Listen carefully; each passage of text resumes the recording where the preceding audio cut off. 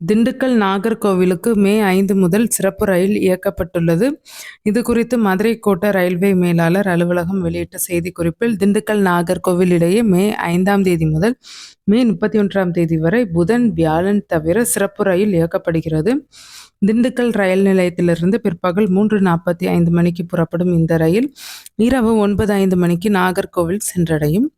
இந்த ரயில் அம்பாத்துறை, கொடைக்கானல் சாலை, சோழவந்தான், மதுரை, திருப்பரங்குன்றம், திருமங்கலம், விருதுநகர், சாத்தூர், கோவில்பட்டி, கடம்பூர், வாஞ்சி, மணியச்சி, நாரைக்கிணறு, திருநெல்வேலி, நாங்குநேரி, வள்ளியூர் ஆகிய நிறுத்தங்களில் நின்று செல்லும்.